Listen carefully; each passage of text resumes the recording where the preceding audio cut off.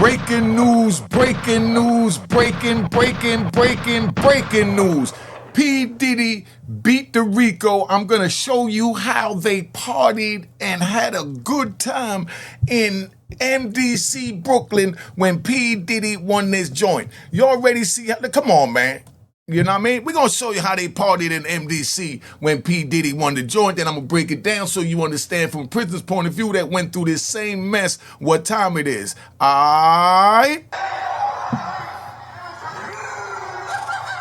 Woo! That's how we cheered. You know what it is. Yeah!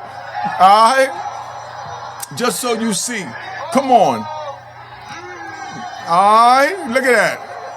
Yo, they cheered like a mother when Diddy walked back in that courtroom. When Diddy walked back in, they cheered. You better believe that, all right? They cheered. Hey, they cheered like a mother when Diddy walked back in. When he came back, everybody... Hold on, I'm going to tell you about it in a minute, man.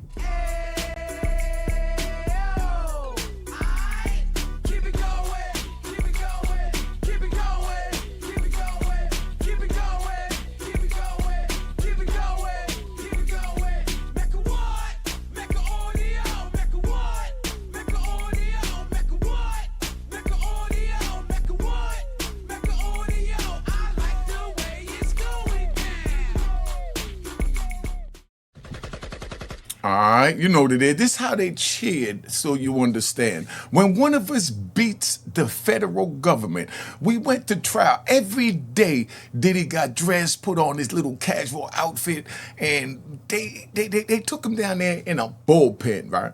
From like 3 o'clock, 4 in the morning. He just sat there in the bullpen looking just like you see him on the screen right there. He's trying to figure out where he's going, where his life is going. How did he wind up from a $68 million yacht to wind up sitting here in a jail cell like this? This is what's going through his mind. I've been there, I've done that. And then they come in and they shackle you up, right? They book you there from 3, 4 in the morning. They don't shackle you up till about 7 o'clock, 7:30. Now you get shackled up where they put the shackles around your waist, they put the black box because you're a high-profile inmate, and they put the shackles on your feet, and then you gotta waddle like a duck all chained up with your arms together, you know, feeling like a runaway slave. How did Diddy go from being the pop icon to being a runaway slave? Let's ride. The reason why is because he got too big for his britches, and he had to be put in his place. And that's all it is. It don't matter how much money you have, you can't violate women, even kick them or whatever you do. You cannot do none of that. Or putting your hands on a woman and thinking you got money, you buy the tape, all this that they accused them of, that don't work. But they celebrate like a mother, because it don't matter right now to them men that's in that prison, so y'all understand the mindset. Because, you got you rat bastards and flip-flop wearing in public trolls that'll say, oh, you're on Diddy's side. No. When I'm just speaking from the criminal side, I'm speaking for the side that say they outside. And I'm not talking about just partying. I'm talking about outside. It don't matter to them men if he's guilty or innocent. What matters is that he beat the biggest opposition in the world that they have to go up against. So they're sliding on their bellies in the prison. And to do that, right? Let me tell you a story, right? I'm going to tell you a story, right? I was caught up. I was down in Virginia Beach. Me and my man Wolf, Lamont Pitt and all that. We had a joint where we was fighting, with the police when they came up in the block, right? They called it a riot. They just came up in the block. But when we knew they was coming in, we threw water on the floor. Threw shampoo on the floor, mixed it around real good. We had flip-flops on, right? I think it was Virginia, yeah. We had flip-flops on, right? Some orange flip-flops. So we sitting in, the police come in, we fighting, and, of course, we done kicked off our flip-flops. This is probably why I hate flip-flops so much. We done kicked off our flip-flops, and we running around, because they didn't give you no sneakers, right? So we fighting, and we going, and, we slamming them, they slamming us. They trying to get a grip. They can't get a grip, but they can't hold us down either. They can't contain us, because We've been doing push-ups and pull-ups and dips all day. So now, as we going, they came in with some new batons, right? And maybe it was Lewisburg, but they came in with some new batons. And when they came with these new batons, they had an electric at the end, like a little ball. And it was like a zap gun, and they used that and touch it, and you just drop, right? But as we fighting and we slam one, the stick fell in the joint. When it fell in the joint, the little electric thing got wet, and it electrocuted the water. When it electrocuted the water, we sitting there with our bare feet because we didn't have on our flip-flops.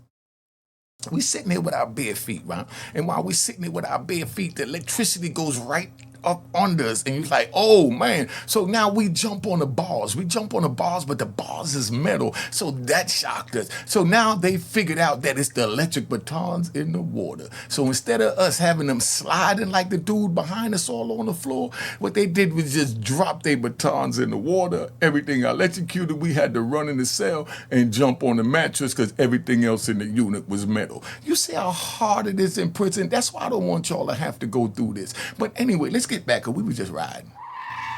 I just wanted to give you all that prison story so you don't think it's all glitz and glory. But these dudes here might be facing 100 years themselves, but they just wanted one of theirs to win. That's what it's all about. Yo, do you know that when they went back, right? Don't forget, we riding. I'm going to take y'all behind the scenes in the prison, right? So do you know that when Diddy went back in the scene that they had a cake baked for him? They baked the cake without an oven.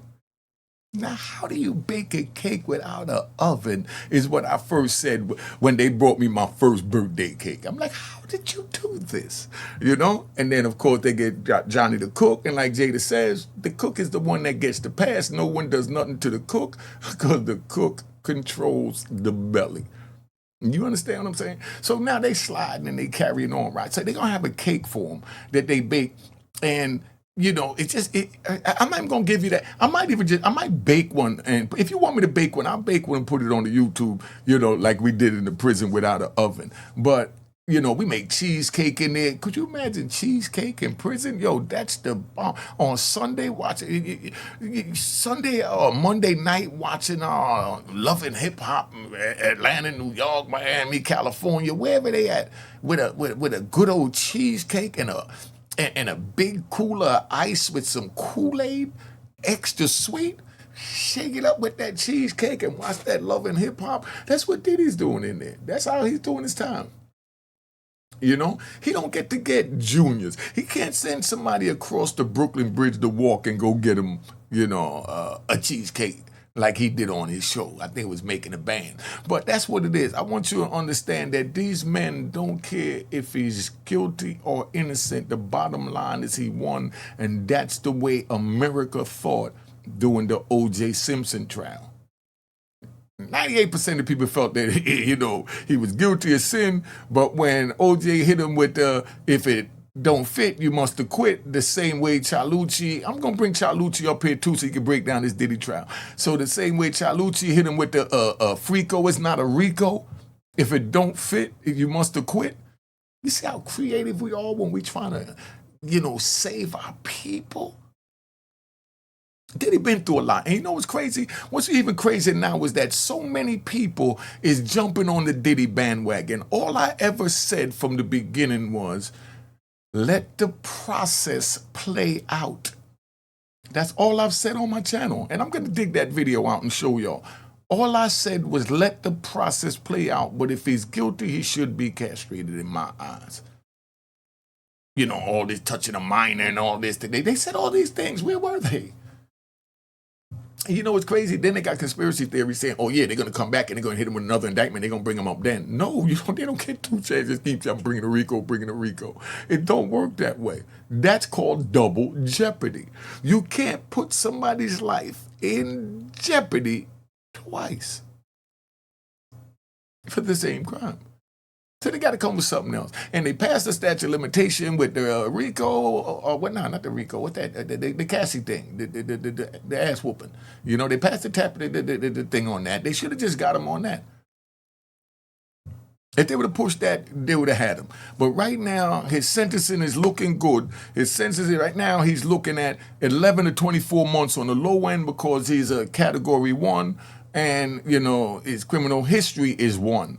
and then he gets qualified for a bunch of guideline and deterrence, that the Honorable Donald Trump signed in with the First Step Act that got a lot of us brothers out of jail.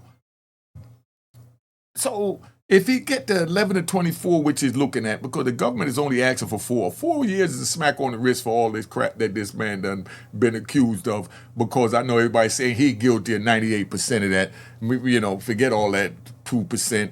Your minds is made up, and that's what it is. But he went through the judicial system process, and this is the outcome. You can't be mad because you don't like the outcome of the process. I didn't get mad because I didn't like the outcome of the process when the judge sentenced me to life plus 20 years in prison. I knew I violated, and I knew I broke the law so many times that I got away with it, that it would have added up to that. So then now I know it's time for me to sit my black down and better myself. But why did it have to take me going to prison to better myself? I bring that up. I was talking about a thing where everybody jumping on Diddy. Could be riding. Everybody jump on Diddy. Remember, the dude TMZ, Harvey something, right? But let's play Harvey and see what Harvey's talking about. Where I'm gonna bring Harvey at? I'll bring Harvey over here. But I want to thank everybody for the donations that got me the system. Watch how fly I change this like I'm in a real studio. Bang. You see what I'm saying? Now we're going to have Harvey. He going to break it down. And now Harvey's switching up his tune. Harvey even put out TMZ, what they call that, Tubi videos that I'm sure he made millions off of already. And everything was, a bunch of crap based on the verdict.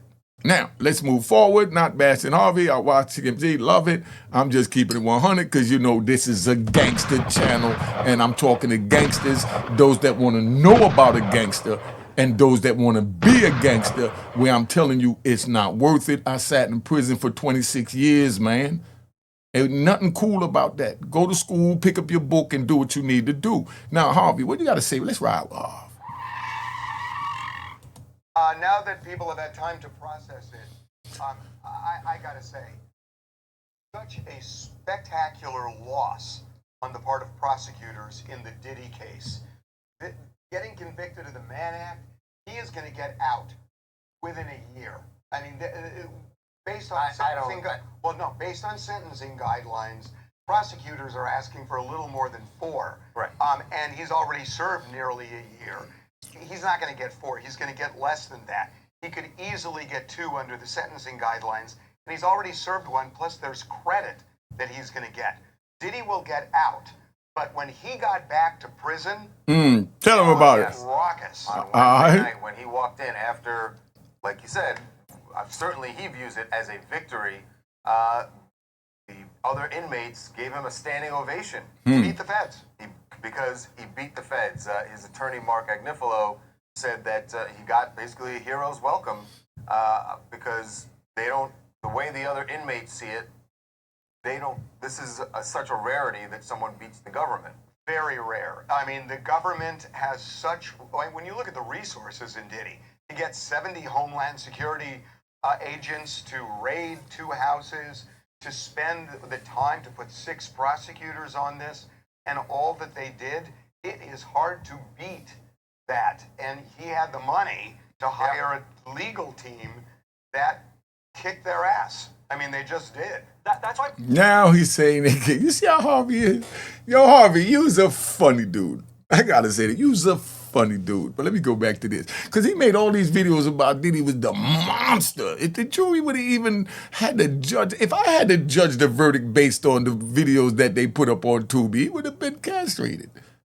Part of the reaction of the other inmates sort of surprised me because you can see it cutting the other way, that they would be resentful that a guy with lots of money and power was able to beat the feds while maybe some of the people in prison didn't have those resources. Stop. No.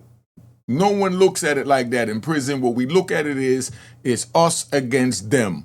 They got us. It don't matter if one of us was a billionaire and one of us was a pauper. Bottom line is us against them because we all wearing the same color suits to remind us who we are. and they're wearing their suits to remind us who they are. Do you know, let's ride. Do you know I really like this dude Colin Powell, right? Because when I first got locked up back in 93 and the prison population was raising so much, they started having talks up in Congress about putting prisoners in the military to serve in the military in combat. And when if they survive, when they come back, they make them citizens, and doing that to immigrants and everybody else, right? So that's what they was talking about doing from back then. But Colin Powell said, no, never could we do that. And the room looked baffled. He said, never could we do that, because if these very men is turning against their comrades that they grew up with, that they ran with, that they broke bread with, if they're turning against their own comrades, why the government have a 98% conviction rate because of these same men turning rat bastards and flip-flop wearing and public trolls? We don't need them in our military, because if they get caught behind enemy line, you know what they'll do to us if they did to them. That's why I can't understand how people could run with rat bastards and then sit there and get mad when they get bitten. That's why all I say is let me know who you are so I know to keep my distance. Not to hate you, just to keep my distance. And it's not hard. I just want to stay in my lane. And I'm asking you nicely, stay in yours and identify who you are, and I will identify who I am. Hi, I'm Unique Mecca Audio. I'm an ex-gangster, ex-kingpin that refused to tell on the government. So if you choose to do something with me, legally only, that's all we doing is legally, know that you must have that degree of loyalty that if one of our legal comrades take it outside of the realm of being legal and decide to kidnap you or me, we will not tell each other's whereabouts, family's whereabouts, or business. Do we have that same moral and principle? It's not that hard. Just like, let's ride. Just like, let's ride. If, dude riding down, see, if I'm riding down the street and there's somebody with me and somebody want to get in the car, they tell me, yeah, I want to get in, I want to go for a ride. I'm going to ask them, you dirty?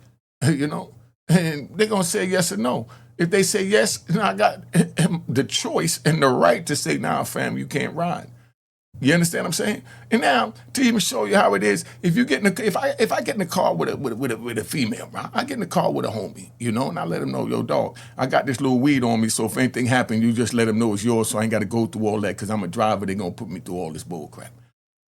And then if we get pulled over, and they ask who's the weed, and he get caught the weed, he going to say it's mine. And they're going to say, have you been smoking? And he's going to say, I haven't been driving. And that's how we work together.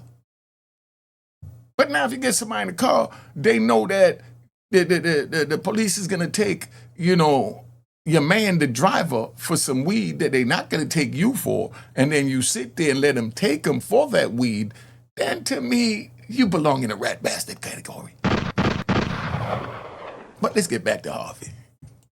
But it cut the other way. They just want to see the government beaten, and there's a real camaraderie in prison. And he apparently came in and was feted like a hero, a returning hero, after being told he had to go back and sit in the facility and not be released on bond, which I think was a bit of a stomach punch to Diddy. There's some of the sketches show he was quite upset with that ruling. But it must be nice to come home. I did some recon on this, and I was actually wrong on this because I thought he would get out, but they knew he wasn't, and they were prepared for it because they conceded domestic violence in open court. So they kind of knew that he was going to stay in. See, what they're saying, so you understand, when they say that he conceded, they conceded open violence, domestic violence in open court. When the defense attorney said that, yes, he's a woman beater. We know he's a woman beater, but that don't add up to a Rico. That's conceding. Like when Diddy just said, you did a wonderful job, Your Honor. I love the way you handled trial. Now you can't go on appeal for those two charges and say they did something wrong unless you're showing a constitutional violation. And even if you're 100% right, Just from you saying that, they'll say, you know what, he right, but he said he was cool with the trial, so we won't give it to him. That's why you don't concede to nothing. Now, conceding and misleading is two different things. We ride. You get pulled over out by the police. They say, man, where you get that hat from? You know what I mean? Now, you know you got it from, let's say, Kentucky. You know that hat is illegal. We need to, run down on them. Oh, you got it from Kentucky. You can not say nothing. You know what I mean? But you could also, try and blow the joint up and just say, yeah, I got it from up in Schenectady. Now, where in Schenectady gonna go? But then you'll get people say, oh, he's a rat bastard because they got it from Schenectady. He should have said nothing. No, that's the same thing, right? That's like we riding. That's the same thing like a dude commits, an unaliving, right? So now he commits an unaliving, and there's witnesses out there, and the police ask him who did it. The dude that did is a short, dark-skinned dude, but the witnesses say, oh, yeah, I seen who did it. He was tall. He was about 6'2". He was light-skinned, and he had long dreads. But they know that the person that did it is a short black dude that's 5'5", with a bald head. But they tell the police now he was 6-something. That's to send them on a wild goose chase. But the way social media work is, now if they pull up the paperwork on somebody and they said that, yeah, he was a tall 6'2", they don't know that he was helping the homie. Even if it's not a homie, they don't know that he's helping that person by sending them on a wrong goose chase for the description of the person they're looking for as the culprit. Those are the things that happen in the street. And then nowadays with social media, somebody pull up the paperwork and then they say, yo, you know what? You told it on a tall, light-skinned person, 6'2", you know what I mean? Back in 2018. You understand? But they don't know that he was flaunting the case. Well, let's get back to Harvey, because y'all don't understand this. Until sentencing. Nonetheless, now there's been a shoe that's been put on another foot. Right. The immediate aftermath of the trial for Diddy was getting that applause in prison. For Cassie, it was getting hit with a lawsuit that was filed by a man named Clayton Howard. He's one of the male escorts that had freak-offs with Cassie and Diddy. During the trial, he was referred to as Dave, but he says that not only did Diddy control him, but Cassie controlled him. So you have now Diddy and Cassie as co-defendants in this lawsuit that accuses her, Clayton claims that she got pregnant and had it with his child and had an abortion without telling him. Also that he got an STI from her. And he said all along, people during this trial, you had Cassie as the victim. She was victim one, but his experience, he says, is that she was very much in control. This is what he had to say about why he didn't file this lawsuit sooner. One, I was in an economic position where I really needed the money. Two, Mr. Combs is incredibly powerful, and Miss Ventura had no problem in her use of that power. There's a side of her that people don't, the side that manipulated Sean Combs' power, the side that embraced his power and his position to do things that she wanted. So I was always afraid if I stopped coming, then I would start having problems, because she threatened me several times to come and made me feel uncomfortable that I would come and see her just to avoid any problem with Sean Combs. So, what's interesting about this, we spoke to one of the alternate jurors over the weekend, and he was saying, look, that he felt, and it sounds like the rest of the jury did too, that it wasn't so much a victim, although a lot of people on the outside say it was, as somebody who was consenting and was getting something out of the relationship. He's kind of echoing that in a way. That is certainly what Clayton was saying, that what she got out of it was power. And he said that he actually did want to file this lawsuit. He didn't want to wait until the trial was over. He wanted to file it before.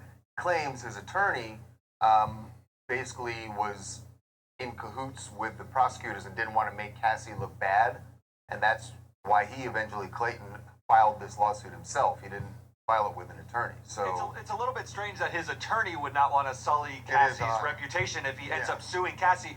What is interesting to me about this is we did see glimmers of another side of Cassie during the criminal trial. Remember, there was an audio recording of her threatening another one of these alleged sex workers, and that showed a different perspective on who she was during this 11-year relationship, sometimes consenting, maybe sometimes even embracing the power that Diddy had. So I'm not sure you can discard what Clayton is saying in this lawsuit out of hand, but I think both things can be true. She could have been a victim in some respects and a perpetrator in others, potentially. This is Mackenzie from Bucks County. I think as an attorney, this case with Mr. Howard is not going to get far with Cassie as a co-defendant, in my opinion. This escort claiming that Cassie has a different side to her, that embraced the freak-offs and was trying to manipulate Diddy and Mr. Howard after we all just saw her testimony that she was also being used and manipulated and heavily into drugs at this point in her life, makes the accusation very misguided. What? No, but what? I don't agree with that. What I'm hearing dude saying is he's suing Cassie because he's saying that when she mentioned his name at the trial, saying that they was involved in the occasion where she OD'd and they had sex with her and all of this that went down, that she lied and said that, you know, they awed her when she's the one that awed him because she wanted to continue after sleeping for 8 hours. They were still tired. They wanted to go to sleep, but she wanted it then and now. They went ahead. They did something. The lights was out, and come to find out she was on her monthly. And for that he felt like he raped her because he woke up with her fluids on him and he didn't want it. And, you know, blah, blah, blah. So this is what he's saying, you know. But so what do you think about it? Just giving you both sides to make sure it's clarity. And then, you know, so because when you hear things, you think money grab. I don't care if it's a male or female. That's the first thing come to your mind. I don't know if it's true or not, but, you know, first thing you think is money grab. So then you got to think, I think, from money grab perspective, and then I analyze what's being said, you know. So let's see what go on. What do y'all think? Put it in the comments. And, you know, Diddy may be walking free on October 3rd.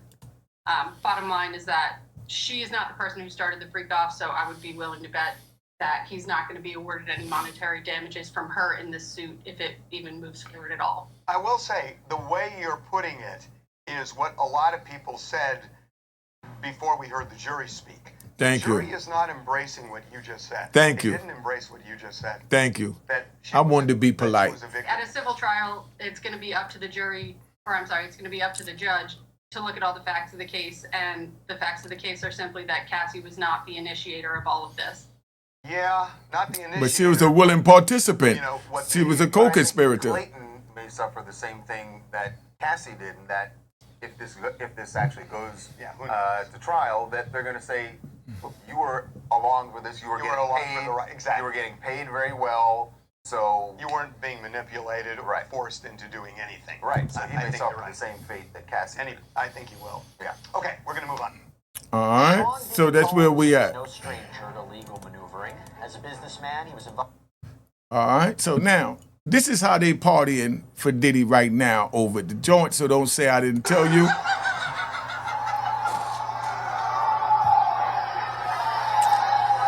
They yelling, we beat him.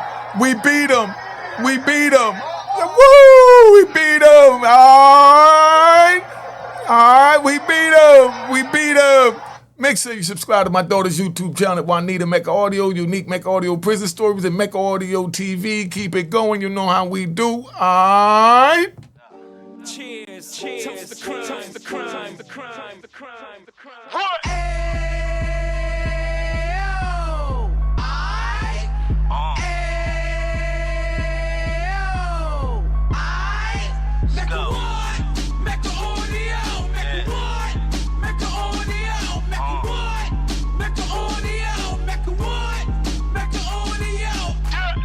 Fresh out the can of 26, heat back on the strip, getting back in the mix. What he mentions a gift. You stand up 10 toes down, and I suggest you pay attention to this. Take a little gully posse and put it in Harlem. He cut from the bottom, came up from the bottom. Drop the book, you should go and get it. An Instagram page and a YouTube you could go and visit. Then you could consider yourself LinkedIn. Sit front row and get Jews from a kingpin. How he went through it, so you ain't gotta go do it. To not pay attention would be stupid. Talk talking about a man that probably put your grandfather on. Probably the reason that him and your grams got along. A man that generated millions on the block, did his time, never squilling to the cops, Mecca audio.